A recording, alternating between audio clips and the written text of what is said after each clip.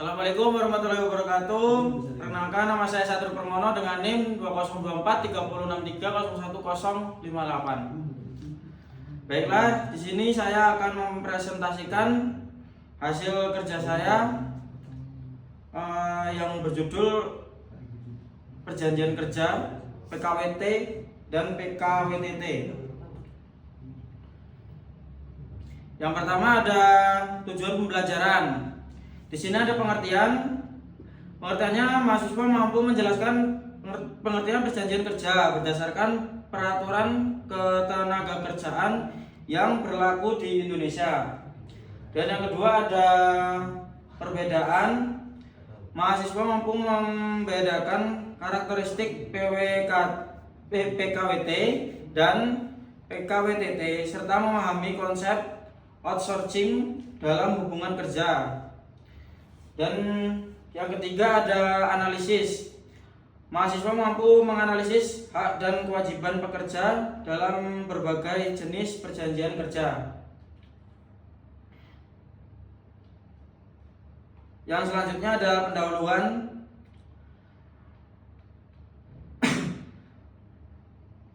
Mengapa penting hubungan industrial dimulai dari perjanjian kerja antara pekerja dan pengusaha? Kesalahan dalam penyusunan kontrak dapat menimbulkan risiko hukum yang serius bagi kedua belah pihak. Peran manajer SDM. Sangat penting bagi manajer SDM untuk memahami berbagai jenis kontrak kerja agar dapat mengelola hubungan kerja dengan tepat dan menghindari sengketa hukum.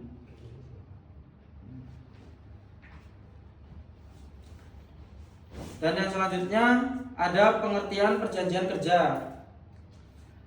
Perjanjian kerja adalah kesepakatan antara pekerja dan pengusaha yang membuat ketentuan penting mengenai hubungan kerja. Yang pertama ada syarat kerja, dan yang kedua ada hak dan kewajiban, yang ketiga ada hubungan kerja yang berdasarkan hukum ketenagakerjaan Undang-Undang Nomor 13 Tahun 2003. Selanjutnya ada unsur-unsur perjanjian kerja. Di sini ada 3 unsur. Yang pertama ada pekerjaan. Pekerjaan ada tugas yang jelas dan spesifik yang harus dikerjakan oleh pekerja sesuai dengan kesepakatan dalam perjanjian kerja. Dan yang kedua ada upah. Upah imbalan yang diterima pekerja sebagai kompensasi atas pekerjaan yang telah dilakukan dibayarkan sesuai ketentuan. Selanjutnya ada perintah. Perintah adalah hubungan subordinasi antara pengusaha dan pekerja, di mana pekerja bekerja di bawah arahan pengusaha.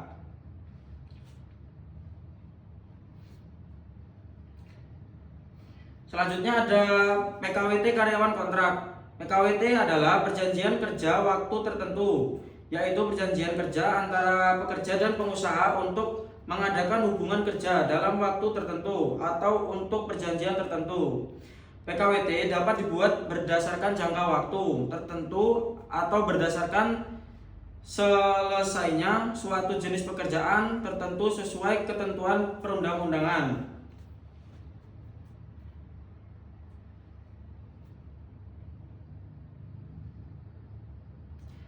Selanjutnya ada batas waktu PKWT.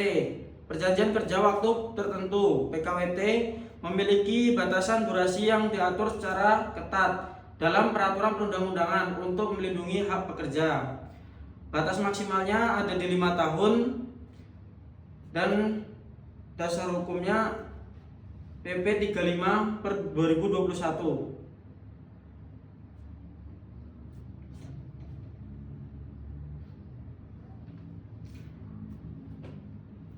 Selanjutnya ada kompensasi PKWT.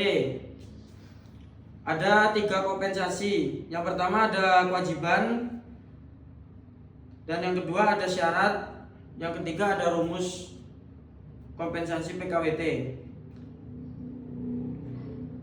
PKWT karyawan tetap.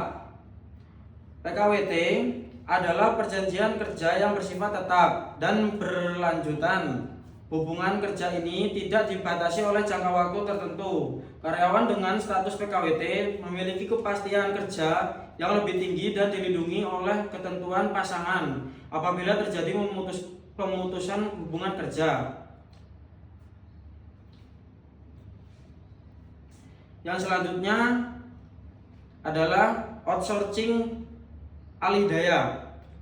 Outsourcing adalah penyerahan sebagai pelaksana pekerjaan kepada perusahaan lain melalui perjanjian pemborongan atau penyediaan jasa kerja.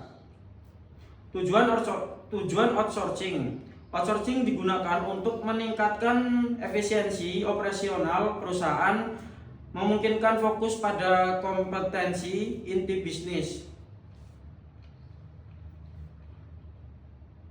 Yang selanjutnya ada ketentuan outsourcing. Ada 3 ketentuan. Yang pertama, core on non-core. Yang kedua ada hubungan kerja. Yang ketiga ada prinsip TUP. Selanjutnya, perbandingan PKWT dan PKWT, PKWTT dan outsourcing. PKWT adalah kontrak sementara dengan kompensasi di akhir masa kerja. PKWTT hubungan kerja tetap dengan hak pesangon saat PHK. Outsourcing adalah melalui pihak ketiga, lebih fleksibel untuk efisiensi.